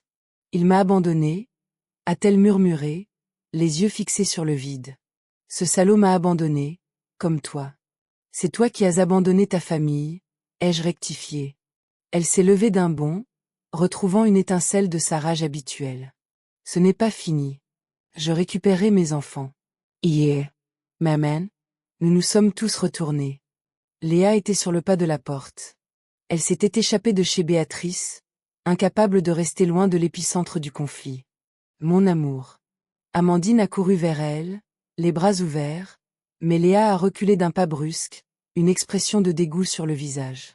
Ne me touche pas. Léa, mon bébé. Qu'est-ce qu'ils t'ont fait? Qu'est-ce que cette vieille femme t'a raconté? Mamie ne m'a rien raconté, maman. C'est toi qui as tout dit. Dans tes messages avec Stéphane, dans tes mensonges incessants, à chaque fois que tu franchissais cette porte pour nous laisser seuls. Je travaillais pour vous offrir une vie meilleure. Non. Tu partais avec ton amant pendant que nous nous sentions comme des orphelins de parents vivants. Quentin et Mathis sont apparus derrière leur sœur. Béatrice arrivait en courant, essoufflée. Désolée Eliane, ils se sont faufilés quand j'avais le dos tourné. Ce n'est pas grave, Béatrice. Ils devaient être là. Amandine a tenté d'approcher Quentin. Mon fils, mon grand. Ta sœur est confuse, elle ne sait pas ce qu'elle dit. Non maman, c'est toi qui es confuse si tu crois qu'on va repartir avec toi. Je suis votre mère. Une mère n'appelle pas son fils une erreur, a dit Mathis de sa petite voix flûtée. Je t'ai entendu. Tu l'as dit à l'oncle Stéphane. Que sans moi, tu serais déjà libre. Le visage d'Amandine est devenu livide. Non, je n'ai jamais dit ça, tu inventes. Une mère ne vole pas l'argent des études de ses enfants, a ajouté Quentin. Une mère ne nous utilise pas comme alibi pour ses mensonges, a poursuivi Léa. Une mère nous protège, ont-ils conclu à l'unisson. Comme mamie le fait. Le silence qui a suivi était assourdissant. On n'entendait plus que le tic-tac de l'horloge et la respiration saccadée d'Amandine. Tu vas me le payer, Eliane. A-t-elle finalement sifflé. Tu ne sais pas à qui tu te frottes. Je sais exactement à qui je me frotte, ai-je répondu sans ciller. Une narcissique qui a pris la bonté pour de la faiblesse. Mais la récréation est finie, Amandine. Signe ces papiers et pars. Et si je refuse? Julien s'est levé, dominant sa femme de toute sa stature retrouvée. Alors nous irons au tribunal. Et crois-moi, avec ce que nous avons, tu ne perdras pas seulement les enfants. Tu perdras tout. Absolument tout. Amandine a jeté un dernier regard à ses enfants. Pendant un instant, on aurait pu croire qu'elle allait pleurer, mais les narcissiques ne pleurent jamais pour les autres, seulement sur leur propre sort. Elle a arraché le stylo des mains de l'avocat, a griffonné sa signature avec une rage contenue et a jeté les feuilles sur la table. J'espère que vous êtes content. Vous venez d'arracher une mère à ses enfants. Non, a répondu Mathis avec une maturité désarmante. On vient juste de gagner une famille. Amandine est sortie en faisant claquer la porte de toutes ses forces. Le moteur du Range Rover a rugi, emportant avec lui 10 ans de toxicité. Les enfants ont couru se réfugier dans les bras de leur père. Ils ont pleuré ensemble, enlacés, tandis que j'allais préparer une tisane pour tout le monde. Elle est partie pour de bon? A demandé Léa, la voix encore tremblante. Je l'ignore, a répondu Julien honnêtement. Mais si elle revient, ce sera à nos conditions. Et jamais elle ne franchira ce seuil sans mon accord. Et si elle ne revient pas? A murmur Mathis. Je me suis assise par terre avec eux, un geste que mes articulations ne m'avaient pas permis depuis longtemps, mais que le cœur m'imposait. Si elle ne revient pas, nous continuerons notre chemin. On ne m'en dit pas l'amour, mes enfants. L'amour se donne librement, ou ce n'est pas de l'amour. Quentin m'a regardé, ses yeux sombres enfin apaisés. Mamie, ça va, toi? Je vais mieux que bien, mon grand. Pour la première fois depuis 10 ans, cette famille respire enfin. Cette nuit-là, autour du bœuf bourguignon préparé quelques jours plus tôt, Julien a levé son verre. À maman. À la femme qui nous a tous sauvés. À mamie. Ont crié les enfants en chœur. Mais j'ai levé mon verre pour autre chose. À la vérité. Parce qu'au final, elle finit toujours par triompher. En regardant ma famille réunie autour de ma table modeste, je savais que chaque sacrifice, chaque douleur avait valu la peine. L'enseignante avait donné sa plus belle leçon. Il n'est jamais trop tard pour rétablir l'ordre. 3 semaines s'étaient écoulées. 3 semaines de paix, de devoirs faits dans le calme, de rire dans le jardin. Cette harmonie fut brisée un jeudi après-midi, quand Amandine est réapparue sans prévenir. Mais cette fois, elle n'était pas seule. J'étais dans le jardin avec les enfants, leur apprenant à repiquer des plants de tomates. Quand nous avons entendu des éclats de voix à l'entrée, mon sang s'est glacé. Je demande à voir mes enfants. J'ai une ordonnance. Julien était à l'usine. Nous étions seuls. Mais je n'étais plus la femme impuissante qu'elle avait connue. Les enfants, rentraient dans la maison. Tout de suite. Mais mamie, a commencé Quentin. Tout de suite. Ils ont obéi. Par la fenêtre, je voyais 3 petits visages anxieux nous observer. À l'entrée se tenait Amandine, accompagnée de Stéphane et d'une femme sévère portant un dossier sous le bras. Madame Morel, la femme s'est présentée. Je suis Patricia, des services sociaux. Nous avons reçu un signalement pour maltraitance et négligence grave envers mineurs à votre encontre. La contre-attaque d'Amandine. Provisable. Pathetic. Parfait, ai-je répondu avec un calme qui les a décontenancés. Entrez donc. Vérifiez ce que vous voulez. Amandine avec oche un sourire venimeux. J'ai également signalé que mon mari est alcoolique, violent, et que vous couvrez ses agissements. Stéphane a ajouté d'un ton mielleux. Nous avons des témoins qui confirmeront chaque fait. Des témoins? Ai-je ri. Combien les avez-vous payés? L'assistante sociale semblait mal à l'aise. Madame, je dois m'entretenir avec les enfants en privé. Bien sûr. Mais avant cela, permettez-moi de vous montrer un document intéressant. J'ai sorti mon téléphone et lancé une vidéo. C'était celle du 3e jour, quand les enfants avaient vandalisé mon salon. On m'y voyait rester immobile, calme, protectrice, tandis que Quentin hurlait des injures. Voilà ce qu'Amandine appelle maltraitance. Ne pas répondre à la violence par la violence, mais par la pédagogie. Patricia regardait l'écran avec une attention soutenue. Ce sont les enfants qui ont fait ça? Demandez-leur. Et demandez-leur surtout pourquoi ils l'ont fait. Ça ne prouve rien. À Hurl Amandine. Cette vieille peau les a menacés. À ce moment, Julien a surgi dans l'allée. Il avait quitté son poste plus tôt. Derrière lui, Maître Lefebvre et, à ma grande surprise, Clémence, de la protection de l'enfance. Patricia, Clemenza a salue sa colgue. Que fais-tu ici? Nous avons reçu un signalement urgent. Je m'en doutais. C'est pour cela que je suis venue. Cette famille est sous ma supervision depuis 3 semaines. J'ai un dossier complet, évaluation psychologique, rapport de thérapie, preuve de négligence émotionnelle de la part de la mère, et la tentative d'enlèvement. Clémence a produit un dossier volumineux. C'est faux. Tout est faux. Amandine perd des pieds. Nous avons aussi ceci, a dit Julien en sortant son propre téléphone. Il a lancé un enregistrement. C'était une conversation entre Amandine et Stéphane datant du matin même. Stéphane, cherchant désespérément à sauver sa propre peau, avait commencé à enregistrer leur complicité. Peu importe si c'est vrai ou non, disait la voix d'Amandine. J'ai juste besoin que les services sociaux me croient pour récupérer les gosses. Une fois qu'ils seront en ma possession, Julien me donnera tout ce que je veux. Stéphane est devenu livide. Tu m'avais dit que tu n'enregistrais rien, espèce d'imbécile. A crié Amandine en le giflant violemment. Patricia, l'assistante sociale, était médusée.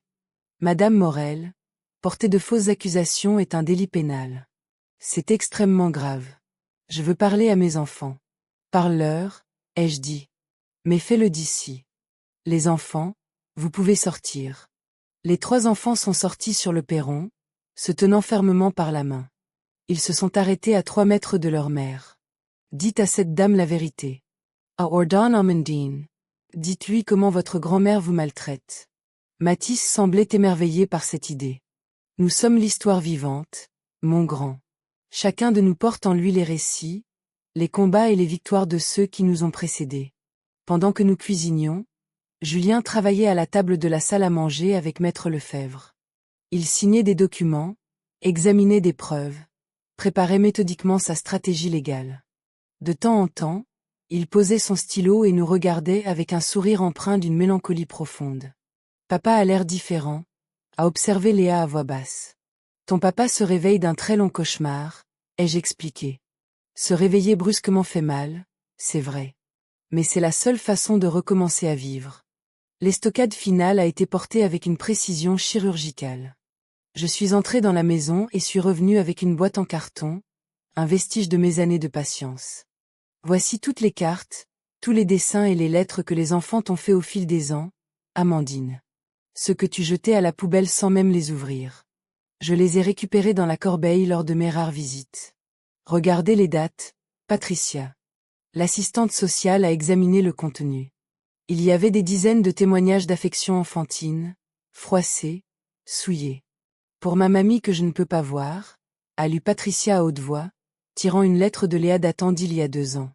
Tu me manques, mais maman dit que tu es trop occupée pour nous. Il y a aussi ceci, a ajouté Julien en tendant une enveloppe Kraft. Le rapport de l'enquêteur privé. Amandine menait une double vie. Pas seulement avec Stéphane. Elle possède des profils actifs sur 3 applications de rencontres différentes. Stéphane a explosé. Quoi? Tu m'avais juré que j'étais le seul. Tais-toi, imbécile. À Hurl Amandine, acculé. Patricia a refermé son dossier d'un geste sec. J'en ai assez vu. Non seulement il n'y a aucune preuve de maltraitance de la part de Madame Morel ou de Monsieur Miller, mais il y a des preuves accablantes de manipulation et de dénonciation calomnieuse de la part de Madame Amandine Miller. Clemenza Ranchery. Je vais recommander que les droits de visite de la mère soient strictement supervisés par un tiers et que les enfants poursuivent leur reconstruction thérapeutique. Vous ne pouvez pas faire ça. Si, nous le pouvons, a dit Maître Lefebvre. Et ce n'est pas tout. Madame, Les banques ont déjà été alertées pour l'usage frauduleux des cartes de crédit. Une plainte pour abus de confiance est en cours de dépôt. Amandine m'a foudroyé d'un regard chargé d'un venin qui aurait pu dissoudre l'acier. C'est de ta faute. Non, Amandine. J'ai seulement allumé la lumière sur ce que tu animais dans l'ombre. C'est alors que Stéphane a pris la parole. Je m'en vais. Amandine, tu as perdu. Je ne coulerai pas avec toi. Tu ne peux pas me laisser. Tu m'avais promis, tu avais dit que tu étais riche, que la maison à Marseille était à toi. Tout était un mensonge, Amandine. Comme le reste. Stéphane est parti, laissant Amandine seule au milieu du jardin. Pour la première fois, je l'ai vue telle qu'elle était vraiment. Une coquille vide, une prédatrice déchue qui avait tout misé sur l'illusion et qui venait de tout perdre. Tu as 5 minutes pour quitter cette propriété, a dit Julien d'une voix glaciale. Après quoi, j'appelle la gendarmerie. Elle a approché les enfants une dernière fois, tentant une ultime manipulation. Un jour, vous comprendrez ce que vous m'avez fait, et vous le regretterez. Non, maman, a répondu Quentin avec une maturité frappante. Un jour, peut-être, c'est toi qui comprendras ce que tu nous as fait. Et j'espère, pour toi, que tu le regretteras. Amandine est partie. Cette fois, elle n'a pas fait claquer la porte. Elle s'est éclipsée, vaincue, seule. Cette nuit-là, Léa a demandé. Tu crois qu'elle changera, un jour? Je l'ignore, ma chérie, a répondu Julien. Mais ce n'est plus notre fardeau. Tu la détestes, mamie?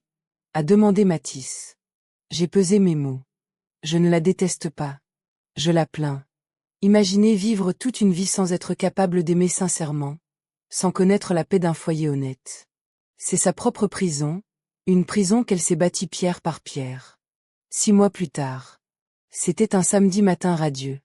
Ma maison résonnait de rire, et pas seulement de ceux de mes petits-enfants. 6 autres enfants du quartier couraient dans le salon, celui-là même qui avait été dévasté par la rage quelques mois plus tôt. Il était devenu un atelier d'art foisonnant de couleurs. Mamie Eliane, regarde mon dessin. Une petite fille de 5 ans me montrait un soleil éclatant au-dessus d'une maison solide.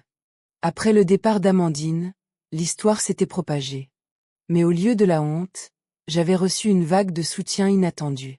Les mères du quartier, apprenant mon passé d'enseignante, m'avaient supplié d'ouvrir des ateliers. C'est ainsi qu'est née la Maison des Arts d'Eliane. J'enseigne la peinture, le modelage et la cuisine traditionnelle. Je demande un prix juste, 25 € la séance, mais la véritable récompense est de voir ces visages s'épanouir. Maman. Julien est entré avec un plateau de rafraîchissement. Il avait tant changé. L'homme épuisé et gris avait fait place à un père vigoureux et souriant. Il avait repris du poids, ses yeux brillaient à nouveau. Comment se passe le cours? À merveille, Julien. Comme tout le reste. Le divorce avait été prononcé 3 mois plus tôt. Amandine n'avait plus la force de lutter, surtout après que les banques l'eurent acculée à la faillite personnelle. La dernière nouvelle nous est venue par les réseaux sociaux. Elle travaille désormais comme aide-soignante pour personnes âgées dans une autre région. L'ironie est savoureuse, avait commenté Quentin. Maintenant, c'est elle qui s'occupe des vieux pour un modeste salaire. Ne te moque pas, Quentin, l'avais-je repris. Le travail honnête est une voie vers la rédemption. Peut-être que cela l'aidera à trouver sa propre humanité. Les enfants s'étaient métamorphosés. Quentin était sur le tableau d'honneur du lycée. Léa excellait dans son équipe de volley. Et Mathis s'était découvert une passion pour la musique. Mon vieux piano, si longtemps muet, chantait à nouveau sous ses doigts. Mamie, Mathis s'est approché de moi pendant la pause. Tu regrettes la maman qu'elle était avant qu'elle devienne méchante? Je me suis assise avec lui sur le banc du jardin, là où tout avait failli brûler. Mathis, ta maman n'est pas devenue méchante. Elle a toujours eu ses graines en elle. Le problème, c'est que certaines personnes choisissent d'arroser les mauvaises herbes. Elle a choisi d'arroser l'avidité, le mensonge et l'égoïsme. Et nous? Kels grains on a. Vous avez les graines de la droiture, de l'honnêteté et du courage. Et chaque jour passé ici, avec ton père et moi, ces graines poussent plus fort. Cet après-midi-là, après le départ des élèves, nous nous sommes réunis pour notre traditionnel dîner du samedi. Julien cuisinait, il s'était découvert un véritable talent pour le bœuf bourguignon. J'ai une nouvelle, a annoncé Julien au dessert. J'ai obtenu ma promotion. Je suis désormais responsable de production. Avec l'augmentation, je pourrai apurer les dernières dettes d'Amandine en moins d'1 an. C'est génial, papa. A crie Leah. Et il y a plus. Maman, j'ai réfléchi, et si nous agrandissions ton école? On pourrait construire une véritable salle de classe lumineuse dans le jardin. Julien, ce n'est pas nécessaire. Si, ça l'est. Tu nous as sauvé la vie, maman. C'est le moins que je puisse faire. Quentin s'est levé, une feuille à la main. Moi aussi, j'ai quelque chose à dire. J'ai gagné le concours d'écriture de l'école. Le sujet était mon héros. Il s'est raclé la gorge. Mon héros ne porte pas de cape et ne vole pas dans les airs. Mon héros a 67 ans, des mains ridées par le travail et le plus grand cœur que je connaisse. Mon héros, c'est ma grand-mère. Elle m'a appris que le véritable amour ne s'achète pas avec des voyages de luxe ou des cadeaux onéreux. Il se construit avec de la patience, des limites et une présence constante. Ma grand-mère m'a empêché de devenir un monstre. Elle m'a prouvé que la famille n'est pas seulement une question de sang, c'est un choix. Et je la choisis, aujourd'hui et pour toujours. Je n'ai pas pu retenir mes larmes. Julien non plus. Leah pleurait avertement. J'ai écrit quelque chose aussi, a dit Léa. Un poème. Il était une fois une fille perdue dans un monde de givre et de mensonges.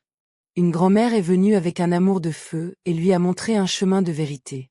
Maintenant, la fille n'a plus froid, car elle a trouvé sa place à l'ombre de son aïeul. Mathis ne voulait pas être en reste. Je n'ai rien écrit, mais je t'ai fait ça. Il attend un dessin. Nous y étions tous, devant la maison, nous tenant par la main. En haut, de son écriture encore hésitante, ma vraie famille. Cette nuit-là, après le départ de mon fils et de mes petits-enfants, je suis sortie une dernière fois dans le jardin. La pleine lune éclairait mes plants de tomates. J'ai pensé à Marc. Je l'ai fait, mon amour. J'ai sauvé notre fils, et j'élève maintenant nos petits-enfants.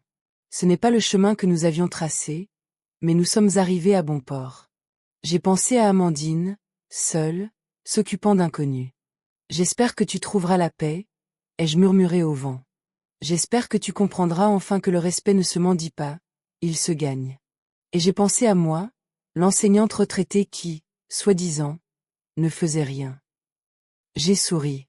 Je n'avais jamais autant accompli. Je n'avais jamais été aussi utile. Je n'avais jamais été aussi entière. La vie me rendait tout ce que j'avais semé, avec les intérêts. Le lundi suivant, j'ai reçu un appel de la directrice de l'école Victor Hugo. Il voulait que j'anime des ateliers d'art et de civisme au sein de l'établissement. La boucle était bouclée. Mais la plus belle des récompenses est survenue pour la fête des mères. Les enfants m'ont réveillée avec un plateau de petit déjeuner au lit. Bonne fête des mères, maman Eliane. On criait les trois en chœur. Mais je suis votre grand-mère, mes trésors. Vous êtes bien plus que cela, a dit Julien depuis le seuil. Vous êtes la mère dont nous avions tous besoin. Ils m'ont tendu une enveloppe. C'était des documents juridiques. C'est quoi? Les enfants ont demandé à ce que tu sois désignée comme leur tutrice légale et sauvegarde de justice en cas de besoin, a expliqué Julien. Ils veulent être certains de rester avec toi, quoi qu'il arrive. C'était notre idée, a précisé Quentin avec fierté. J'ai pleuré de joie pure. Tandis que nous prenions le petit déjeuner tous ensemble, Mathis a demandé. Mamie, tu es heureuse? J'ai regardé mon fils retrouvé, mes petits-enfants sauvés et ma maison vibrante de vie. Je suis plus qu'heureuse, Mathis. Je suis en paix. Parce qu'au final, ce n'est pas Amandine qui a perdu. C'est nous qui avons gagné. Nous avons gagné la liberté. Nous avons gagné la vérité. L'enseignante avait donné sa leçon finale, mais l'apprentissage ne s'arrêterait jamais. Car c'est cela, la famille, une salle de classe où l'on n'en finit jamais d'apprendre à s'aimer. Si cette histoire vous a touché, si elle vous a rappelé qu'il n'est jamais trop tard pour rétablir l'ordre et défendre ceux qu'on aime, partagez-la. Laissez un commentaire pour nous dire ce que vous en pensez. Rappelez-vous, le respect est la base de tout. Parfois, les grands-mères que l'on croit inactives sont les piliers qui maintiennent le monde debout. Abonnez-vous à notre chaîne, Sa Revanche, pour ne rien manquer de nos prochaines histoires vraies, où la justice finit toujours par triompher. Merci de nous avoir suivis jusqu'au bout. À très bientôt pour une nouvelle leçon de vie.